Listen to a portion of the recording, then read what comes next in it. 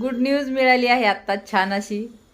T व्हीवरती आत्ताच T V बघत होते आणि आज आहे आषाढी एकादशी, आपला एवढा मोठा महाराष्ट्रातला सण, आपले विठ्ठलाचे आषाढी एकादशी. आणि आजच देवानी बघा काय इतक्या दिवसांनी चालू असलेले आंदोलन, जवळ 27 दिवस झाले, आज जवळपास 26-27 दिवस. तर आज देवानी धर्मेंद्र प्रधानला बुद्धी दिली आणि त्यांनी हा राजीनामा दिलेला आहे. तर दीपके दादा, तुझं पण मनापासून धन्यवाद आणि युवा पिढीचं पण धन्यवाद. सगळी युवा पिढी एकत्र आल्यामुळे हे काम शक्य झालेलं आहे. तर एखादा मंत्री राजीनामा देईन हे तर शक्यच नाही.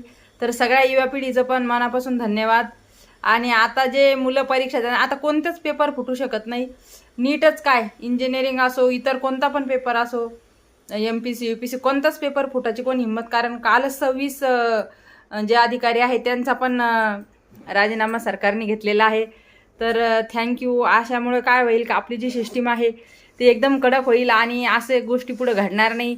यामुळे असं कॉन्फिडन्स आलेला आहे. आपण एवढे कष्ट करून आपल्या मुलांना शिकवतो, एवढं मोठं करतो, कर्ज काढून पोरांना शिकवतो आणि असं घडायला लागल्यावर कसं हिंमत होणार ना. आई वडील पोरांच्या सुद्धा पोटाला जे मागितलं ते खायला देत नाही, पण त्यांना वही पाहिजे असेल तर आपण वही पेन आणून देतो. हे काही साधी गोष्ट नाही आहे. आणि हे जे मंत्री यांना हे चिल्लर खेळ वाटत होता, तर हे खूप चांगलं झालेलं आहे. शिक्षणाच्या बाबतीत एवढं स्ट्रिक्ट झाल्यामुळे दीपके दादाचं मनापासून धन्यवाद. आणि युवा पिढीचं पण, त्या पोरांना शिक्षणाचं महत्त्व काय हे माहिती आहे. तर आता जसं हे राजीनामा घेतला तसं मोठ्या कंपन्या पण त्यांनी इथं आणावं आणि आपली जी युवा पिढी आहे यांच्यासाठी बेरोजगार आहे तर यांना रोजगार मिळून द्या, हेच माझं आपल्या नरेंद्र साहेबांना मागणी आहे.